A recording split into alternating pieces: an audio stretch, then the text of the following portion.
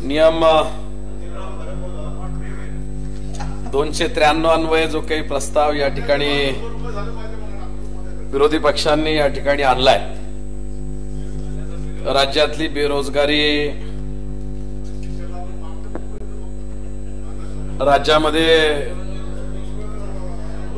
वाढलेली महागाई आणि अध्यक्ष महोदय राज्यामध्ये नागपूर आणि मुंबई कॉरिडॉरच्या बाबत केलेली शासनानं घोषणा। सन्माननीय अध्यक्ष महोदय, मी सगळ्याच विषयाचा या ठिकाणी मागोवा घेणार नाही। राज्यामध्ये युतीचं सरकार येऊन अध्यक्ष महोदय या ठिकाणी 2.25 वर्ष झाले। या दरम्यानच्या काळामध्ये अध्यक्ष महोदय खऱ्या अर्थानं ग्रामीण भागाचा विकास करणं, त्या माध्यमातून खऱ्या अर्थानं रोजगार निर्माण करणं, कृषी संलग्न व्यवसाय, व्यापार आणि शेतकरी समृद्ध करणं आणि त्याच्यातनं रोजगार निर्मिती करणं, अध्यक्ष महोदय निवडणुकीच्या कालखंडामध्ये दिलेली आश्वासनं खऱ्या अर्थानं पूर्ती करण्याचं सरकार ज्याला म्हणू, अध्यक्ष महोदय तरुण तुर्क असे महाराष्ट्राला मुख्यमंत्री लाभले। भारतीय जनता पक्ष आणि त्याला जोडून आमचं शिवसेना असं एक सरकार या ठिकाणी महाराष्ट्रामध्ये अध्यक्ष महोदय आलं। आम्हाला अभिप्रेत असलेली खाती जरी आमदारांना कदाचित अभिप्रेत असलेली आणि ग्रामीण जनतेच्या विकासाच्या अनुषंगिक मिळाली नसेल, परंतु त्यातही मिळालेल्या खात्यामध्ये अत्यंत चांगलं आणि मोठं काम उभं करणं, त्या मंत्र्याचं अध्यक्ष महोदय त्या ठिकाणी कौशल्य असतं आणि त्या निमित्तानं रोजगार निर्माण करणं हे त्यातलं अधिक कौशल्य आहे। मी माननीय अजितदादांचं भाषण या ठिकाणी ऐकत होतो, काही मुद्दे त्यांचे मलाही स्पर्श करत होते, परंतु त्याचबरोबरीनं माझे विधिमंडळातील सहकारी सन्माननीय सदस्य अनिल बोंडेजी ज्या विषयावर बोलले अध्यक्ष महोदय, त्याच विषयावरती मी बोलण्याच्यासाठी खऱ्या अर्थानं त्याचा या ठिकाणी थोडासा परामर्श या ठिकाणी मी घेणार आहे। 31 जुलै 2015 रोजी अध्यक्ष महोदय नागपूर मुंबई सुपर एक्सप्रेस हायवेची घोषणा ज्या दरम्यान झाली आणि तिच्या संदर्भामध्ये अनेक प्रकारची उहापोह या ठिकाणी झाली। अध्यक्ष महोदय, सातत्यानं या ठिकाणी राज्यामध्ये चर्चा होत असती, तोपर्यंत राज्य किंवा तोपर्यंत त्या भागाचा विकास होत नाही, याची मूळ कारण जर काही असतील तर अध्यक्ष महोदय इन्फ्रास्ट्रक्चर आहे। आणि इन्फ्रास्ट्रक्चर डेव्हलपमेंट मध्ये खऱ्या अर्थानं अध्यक्ष महोदय प्रत्येक इन्फ्रास्ट्रक्चर डेव्हलपमेंट मध्ये हवाई मार्ग किंवा इतर मार्गांच्या पेक्षा जास्तीत जास्त राज्याला किंवा राष्ट्राला जोडणारे रस्ते जर विकसित झाले, चांगल्या स्वरूपाचे रस्ते जर त्या ठिकाणी झाले, तर दळणवळणाची साधनं उपलब्ध होतात, व्यापार व्यवसाय त्यातनं उभा राहतो।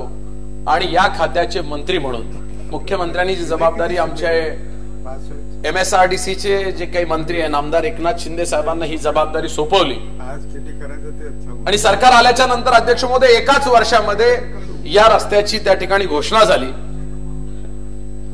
नागपूर मुंबई शीघ्र संचार दुग्रती मार्ग तयार करण्याची महत्वाकांक्षी प्रकल्प त्या ठिकाणी जाहीर करण्यात आला। अध्यक्ष महोदय, प्रकल्प ज्यावेळेस जाहीर होतो त्या प्रकल्पामधनं रोजगार निर्मिती अध्यक्ष महोदय कशा पद्धतीने होती ह्या एक आगळं वेगळं उदाहरण आहे। नागपूर मुंबई अध्यक्ष महोदय आजकाल जर जायचं असेल तर आम्हा नाशिककरांना जर नागपूरला जायचं असेल तर 12 तास अध्यक्ष महोदय त्या ठिकाणी ट्रेनने लागतात। रस्त्याने जायचं तर त्याच बरोबरीने किंवा त्याच्यापेक्षा 1-2 तास वाढवा लागतो।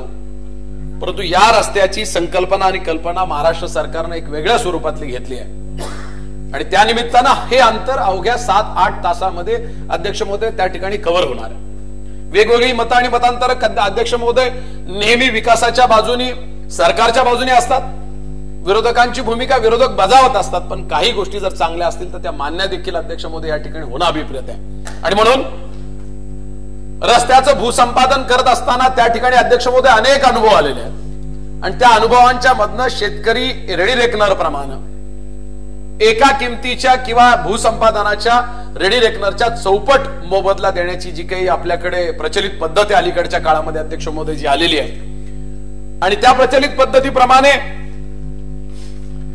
ज्या जमिनी शेतकऱ्यांच्याकडनं अध्यक्ष महोदय भूसंपादित केल्या जाणार आहे, जिरायत क्षेत्र जर असेल तर अध्यक्ष महोदय त्या जमिनीच्या क्षेत्रफळाच्या 25% विकसित जमीन आणि बागायती जर असली तर अध्यक्ष महोदय 30% विकसित जमीन त्या भूसंपादित केलेल्या शेतकऱ्यांच्याकडनं देणारा एक ऐतिहासिक निर्णय अध्यक्ष महोदय महाराष्ट्र सरकारनं घेतला. मी नामदार एकनाथ शिंदे साहेबांचं या निमित्तानं अभिनंदन करतो. मुख्यमंत्र्याच्या खांद्याला खांदा लावून एक उत्तम स्वरूपाचं काम महाराष्ट्राला 10 जिल्हे आणि 24 जिल्ह्यांची कनेक्टिव्हिटी अध्यक्ष महोदय खऱ्या अर्थानं आव्हाड साहेब या निमित्तानं जोडली जाणार.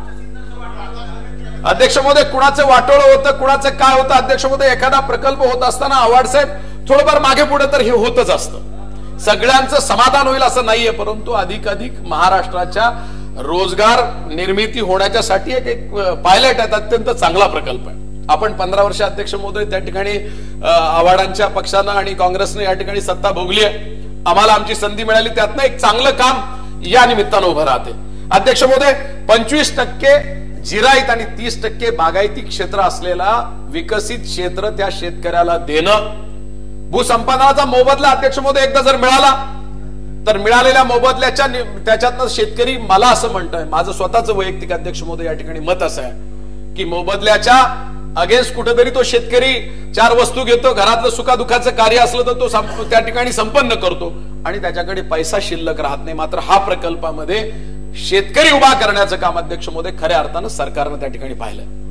ते अशा अर्थानं की शेतकरी उभा करत असताना विकसित जमीन त्याला मिळाली 10%च्या प्रमाणामध्ये, त्याला पुढील 10 वर्ष अध्यक्ष महोदय त्या ठिकाणी मोबदला मिळणार आहे. आणि हा रस्ता विकसित करत असताना अध्यक्ष महोदय या रस्त्याची गती, वाहनांची जी गती अध्यक्ष महोदय राहणार ती मिनिमम 150 किलोमीटर प्रति तासाप्रमाणे आव्हाड साहेब असणार आहे. मला असं वाटतं की आंतरराष्ट्रीय संबंध सगळा अभ्यास करून हा प्रकल्प या ठिकाणी होतोय. आपल्याच ठाणे जिल्ह्याचं समर्थ नेतृत्व करणारे शिवसेनेचे आमचे नामदार एकनाथ शिंदे साहेब ते काम बघताय. खरं तर आम्हाला अभिप्रेत होतं की ग्रामीण भागाच्या विकासासाठी MSRDC ला जोडून सार्वजनिक बांधकाम खातं या विस्तारामध्ये आम्हाला कुठेतरी आम्हा शिवसैनिकांना आणि शिवसेनेचं प्रतिनिधित्व करणाऱ्या आमदारांना बोंडेची अभिप्रेत होतं. परंतु मिळालेल्या खात्यामध्ये मुख्यमंत्र्याच्या बरोबर काम करून या ठिकाणी राज्याला न्याय देण्याचं काम खऱ्या अर्थानं शिंदे साहेबांच्या हाती या ठिकाणी होते. आम्हाला अभिमान आहे. अध्यक्ष महोदय या कॉरिडॉरमध्ये 10 जिल्ह्यांच्या बरोबर उर्वरित 14 जिल्ह्यांना जोडत असताना अनेक शहरं, अनेक ग्रामीण भागातल्या छोट्या छोट्या खेड्यांना खऱ्या अर्थाने विकसित करायचं, एक टाउन डेव्हलप करायचं. या रस्त्यामध्ये अध्यक्ष महोदय संबंध 700 किलोमीटर मध्ये कुठेही तुम्हाला रस्त्यावरती, मुख्य रस्त्यावरती टोल नाका अध्यक्ष महोदय त्या ठिकाणी नाहीये. आणि म्हणून कुठल्याही जंक्शनला खाली उतरताना किंवा आपण त्या शहराला तिथून आपण लिंकअप करत असताना ज्यावेळेस आपण या जंक्शनवर अध्यक्ष महोदय येणार आहोत त्या ठिकाणी तिथला टोल लागणार आहे. म्हणजे यापूर्वी टोलच्या संदर्भातली जी काही आंदोलनं आम्ही केली, विशेषतः मी त्या आंदोलनामध्ये अध्यक्ष महोदय मोठ्या प्रमाणामध्ये सहभागी होतो. एक वेगळं चित्र त्याच्यातनं गेलं, सारखी भांडणं. आणि मग एखादा वाहनधारक एखाद्या शहरातून निघाला तर त्या शहरापासून ज्या ठिकाणी तो उतरणार आहे अवघा त्याच ठिकाणचा टोल त्याला त्या ठिकाणी लागणार आहे. म्हणून त्याच्याकडनं मोठ्या प्रमाणातली जी वसुली होण्याची आणि मागील शासनाच्या कुठेतरी चुका झाल्या असतील अध्यक्ष महोदय, त्या सुधारण्याचा प्रयत्न या प्रकल्पामध्ये झालेला आहे. आणि म्हणून असे प्रकल्प अध्यक्ष महोदय या ठिकाणी उभं राहणं ही खऱ्या अर्थानं महाराष्ट्राच्या वैभवामध्ये फार मोठा भर त्या ठिकाणी पडणार. मला मान्य आहे आव्हाड साहेब हे आपल्याला कितपत पेलवतंय, आपल्या सरकारला पेलवतंय मला माहिती नाही, परंतु असे प्रकल्प महाराष्ट्रामध्ये अन्न आणि रोजगार निर्माण करणं, मला माहिती माझे सहकारी आमदार वाजेंच्या पण काही त्या प्रकल्पाच्या बाबत फार मोठ्या, आपण सिन्नर तालुक्याचे आहात, आपल्या भगिनी देखील तिथल्या आहेत, आम्ही दोघांनी सोबत जिल्हा परिषदेला काम केलं, मला ती कल्पना. परंतु त्यातही चांगला मार्ग अध्यक्ष महोदय या निमित्तानं नामदार एकनाथ शिंदे साहेबांना मी विनंती करणार आहे की अशा ज्या ज्या ठिकाणी जमिनी संपादित होणार आहे त्यातनं रोजगार निर्मितीच्या पलीकडे जाऊन त्या भागातला जर काही विरोध असेल तर आपण त्याच्याबद्दलच्या बैठका आपण आणि माननीय मुख्यमंत्र्यांनी संपन्न कराव्या. आणि भूसंपादित शेतकऱ्यांचं जर काही कायमस्वरूपी नुकसान होत असेल तर त्याला आणि वेगळं स्वरूप कसं देता येईल त्याबाबतचा विचार अध्यक्ष महोदय त्या ठिकाणी जर झाला तर मला असं वाटतं की निश्चितपणानं या कुठेही त्रुटी या रस्त्यामध्ये किंबहुना या जोडणीमध्ये राहणार नाही. रोजगार निर्मितीचा जर आपण अध्यक्ष महोदय विचार केला, अध्यक्ष महोदय कधी फारशा वेळेस अध्यक्ष महोदय आम्ही बोलत नाही, शिवसेना पक्षाचा एक वेळ त्या ठिकाणी बाकी आहे. मुख्य प्रतोद प्रभूजी बोलताय, कधीतरी एखाद्या खात्याचा एखादा मंत्री चांगलं काम करत असेल वेळे इतकं तुम्हाला बोलायला देतो, अजून काही वक्ते बोलणार आहेत, यादी मोठी आहे ना, सगळा वेळ दिला तरी सगळ्या वेळ देतो, मला काही अडचण नाही.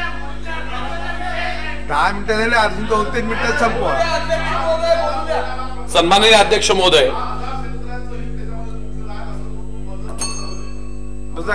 नियोजित नवनगरामध्ये अध्यक्ष महोदय, राज्य शासनाच्या विविध विभागामार्फत कार्यवाही योजनेमध्ये सार्वजनिक सोयी सुविधा निर्माण करण्यात त्या ठिकाणी अध्यक्ष महोदय येणार आहे. नियोजित नवनगरामध्ये कृषी व कृषीपूरक उद्योग, वाणिज्य व औद्योगिक गुंतवणूक, शैक्षणिक सुविधा व त्या अनुषंगिक क्षेत्रामध्ये वृद्धी खाजगी उद्योगामार्फत अध्यक्ष महोदय या विभागामध्ये करण्यात येणार आहे.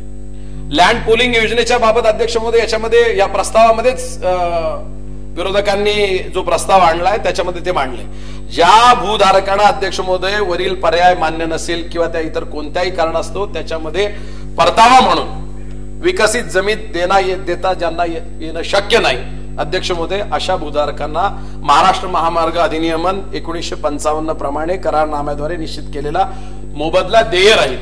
अध्यक्ष महोदय, यामध्ये जे घटक बाधित होत आहे त्या घटकांना सुद्धा उभं करण्याचं काम आहे. अध्यक्ष महोदय, काही महाराष्ट्र राज्यातले काही जिल्हे विकसित झाले, काही भाग विकसित झाले, सातत्यानं विदर्भ या विदर्भाचा अनुशेष या चर्चा मी मागच्या पंचवार्षिक मध्ये आताही अध्यक्ष महोदय ऐकतोय. कुठेतरी विदर्भाची कनेक्टिव्हिटी किंवा सर्व जिल्ह्याचा शेतीमाल, सर्व जिल्ह्याचा व्यापार हा एकत्रित आणून राजधानीला जोडण्याचं काम अध्यक्ष महोदय त्या निमित्ताने. आणि मग अध्यक्ष महोदय, आम्हाला सुद्धा कुठेतरी समाधान वाटतं. अनिल बोंडेजी आपण म्हणाल की विदर्भाला जो काही अनुशेष आहे विदर्भाला जोडण्याचं काम आहे, म्हणून यावरनं मला किमान या रस्त्यावरनं असं वाटतं की शिवसेनेची जी भूमिका आहे महाराष्ट्राचे तुकडे करू नये, मला असं वाटतं की त्या निमित्तानं हा महाराष्ट्राला जोडण्याचं काम आहे, म्हणजे विदर्भ वेगळा करणार नाही अशा प्रकारची खात्री देखील एकनाथ शिंदे साहेबांच्या समर्थ नेतृत्व रूपानं मला या ठिकाणी अध्यक्ष महोदय ती प्रकर्षाला दिसून येत आहे.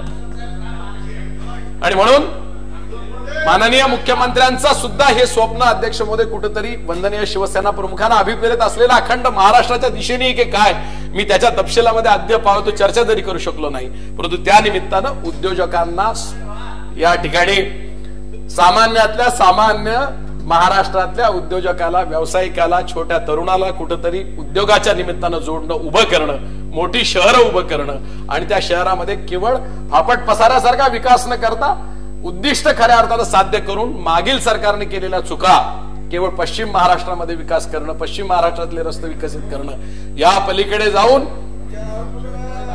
महाराष्ट्राचा कुपोषित भाग म्हणून ज्या विदर्भाकडे पाहिलं जातं त्या कुपोषित भागाला विकसित करण्याचं स्वप्न अध्यक्ष महोदय या निमित्तानं साकार होणार आहे. आणि साकार होत असताना, हे प्रकल्प साकार होताना मी मनापासून या ठिकाणी नामदार एकनाथ शिंदे साहेबांचं अभिनंदन करतो.